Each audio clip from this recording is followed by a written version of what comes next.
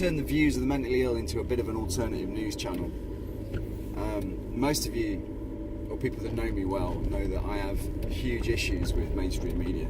And that's fundamentally because the way that it's manipulated. You know, the BBC, as most people are aware, is nothing more than a state broadcaster. And we're in this really weird age of politics. And I've said already, I don't want to keep regurgitating the Trump debate and Brexit, but it's massively media focused at the minute. It's a huge part of everybody's lives. And the election of Trump as president is going to have a massive impact on us all. And to think it isn't is fucking naive at best. But somebody yesterday seemed genuinely surprised that I am a Theresa May supporter. Okay. Because this person knows me pretty well, to be honest. Better than most.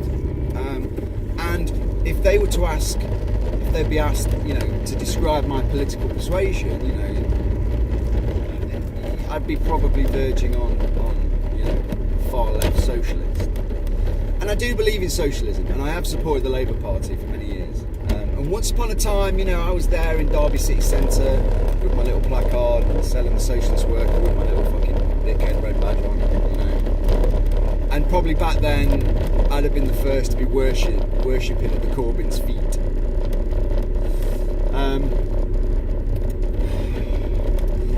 And I will defend Corbyn. It's like, you know, the biggest thing for me with Corbyn was he didn't sing the national anthem at one of the remembrance things a few years back. Now the guy's a Republican, so he doesn't believe in the monarchy. So the guy was fucked either way, because if he'd have sang the national anthem, every single paper in the UK, every single news channel would have called him a goddamn fucking hypocrite. But the fact that he didn't makes him disrespectful. So he couldn't win.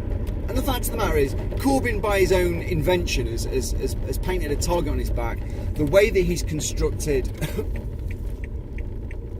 the last leadership campaign, to be honest, how he voted himself in, you know, by opening the leadership vote up to the entire party, and then there was this swell of younger voters, etc. And the guy kind of, you know, orchestrated his own victory, which, you know, maybe that's part of winning a leadership election. But if we look at modern politics, and the reason that I'm being drawn to Theresa May, and I accept she hasn't got a mandate, but she's got a problem there. She calls a general election, it's going to be a fucking landslide. She will basically put the Liberal Democrats and the Labour Party out with one killer punch. And I think that long term, she knows that will be quite damaging. So she has to sit there temporarily without said mandate, which is going to lead to criticism from certain quarters. There's no doubt about that. And to be honest, for me personally, do I think calling a general election now would be a smart move? No, I don't. I think there's too much of the shit going on. The foundations of European politics are not in great shape. The European Union know this, which is part of the reason I think they're gonna try very hard to make our divorce from Europe very difficult. So calling a general election now wouldn't be smart. The reason I like Theresa May is really simple. She's an old school, no bullshit politician. How many times have you seen Theresa May in a newspaper, broadsheet or tabloid, in a negative line? The last story I read about Theresa May in a tabloid was about how she'd grown up in adverse times. Her dad was a vicar that was killed in a car crash. She doesn't even fit the typical Tory mould, which is a bit unusual. But when she gave her speech about Brexit, she struck a chord, because I genuinely thought, I voted to exit the European Union. I did so based purely on the fact that I'm an engineer. I've worked in engineering and IT for many years in different formats, and I I've seen both of those industries crippled by, particularly engineering, has been crippled by trade blockades, quotas and tariffs, which are basically the European Union's standard tools for creating a economic protectionist or manufacturing protectionist state. The problem that is, as I've said before, is if you take away competition, you stifle innovation and creativity, which basically means, yeah, okay, you protect those industries for a little while, but then they fall behind the rest of the world. And the flip side of that is, we saw it with the steel market, and to be honest, this didn't really help the two major steel producing plants we had in this country, Redcar for example. But a while back, the European Union put huge quota limits and tariffs on non-EU steel, which meant that steel purchasers within the European Union were paying way over the odds. So then you ended up with two uncompetitive industries, and this just spread, which is why we've seen negative and stagnant growth within the economic kind of borders of Europe now for the last 6-7 years. And the problem is, even when these manufacturing companies then have to go and compete with the likes of China, they're not going to have a chance. They're going to be shell shocked, and they're just going to be, what the fuck?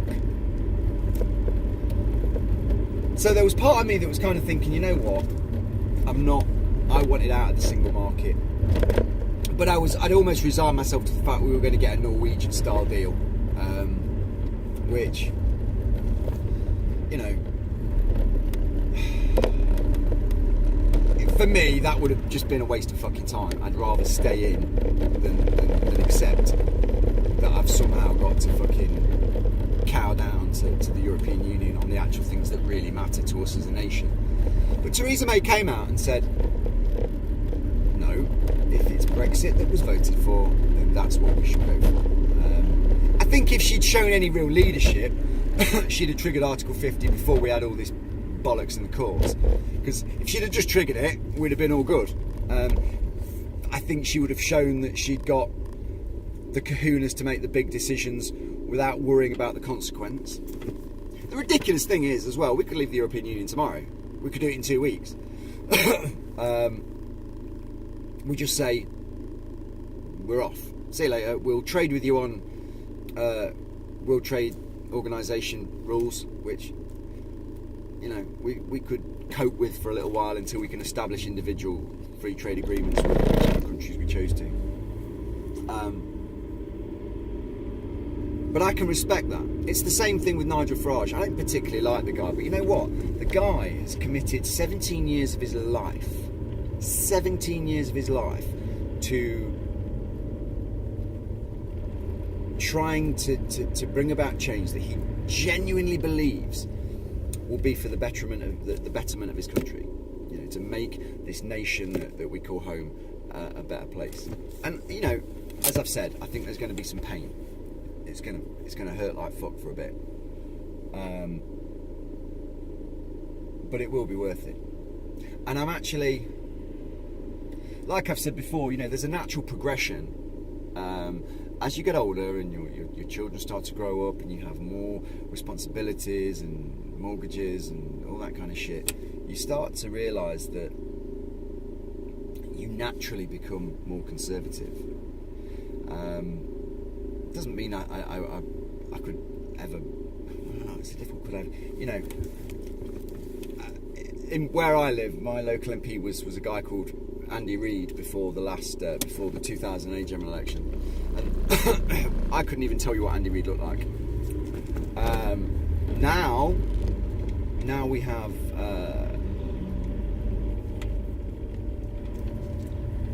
Nicky Morgan, the infamous Education Secretary who was ousted by Theresa May within hours. A rising starlet of the Tory party. And actually she's helped me out on a couple of personal issues over the last few years. And it kind of gave me that lesson that actually voting is about what the individual does for you in your local area. And Nicky Morgan, she did a huge amount for Loughborough. She brought a huge amount of additional investment. She solved a huge amount of the problems that were going on with the council. She got stuck in. You know, Andy Reid was just one of these gravy train politicians. I now live in an area where I've got a Tory MP who will be ousted when he dies, which is the legend that is Kenneth Clarke. Who a guy once upon a time I absolutely despised. However, strangely, I kind of see Kenneth Clarke when he's on Question Time or being interviewed on the Politics Show or on the news, and you know, he's just become this proper grumpy old tit. And I think to myself, yeah, I get what you're saying, Ken. You know what I mean? I do get that. So, don't be frightened of Theresa May. I think the country's in good hands. I understand that there are a few people have raised the fact that she hasn't got a mandate to govern. No, she hasn't. But if I had to choose between Cameron, who had a mandate, and May that doesn't, it would be May. You know, she's a politician that has a little bit of integrity. She survived a long time as Home Secretary, and you don't do that without being smart. She's got a few issues, you know, the very public chastising of Boris Johnson for his comments over Saudi Arabia. You know, if I'm honest, that made me feel a little bit queasy, if truth be known, because you know, let's be honest, Saudi Arabia are ISIS with an embassy. You know, let's not fuck about. You know, they are a horrendous country who are making all this noise about the European Union taking in refugees, but failed to tell you they have taken absolutely zero. Well done, Saudi Arabia. And the fact that we've, you know, for the last 30 years we've cozied up Saudi Arabia, we've sold them many arms of varying complexities and sophistication, from jets through BAE systems to radar defence to mobile missile launch systems, and these things have been used to slaughter innocent people. So it's kind of I know it's a difficult one, but come on, Teresa, you've shown us you've got kahunas with the European Union. Now do it on foreign policy. You know, as most people again who know me well know, I have a serious distrust of government. You know, we are spied upon every day. We lock people up without evidence, without trial, without legal representation, and we think that this is okay.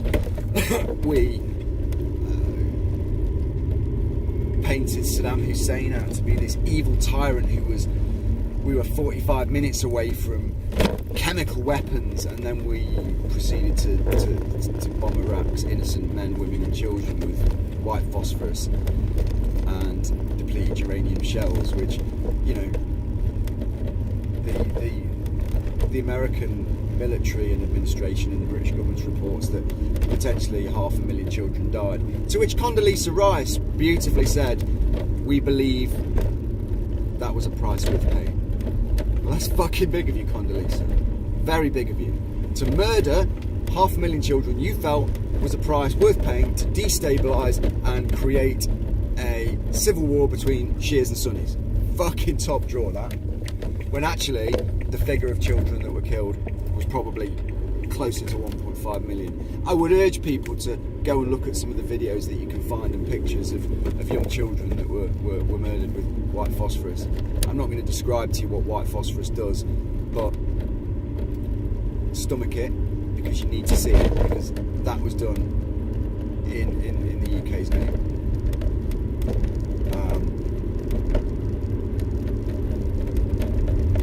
You know, anyway, I'm waffling a bit now.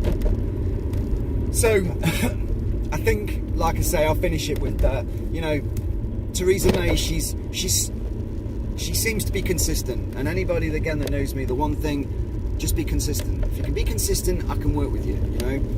And I think she's shown that she can be consistent. She's setting out a hard opinion with Europe, and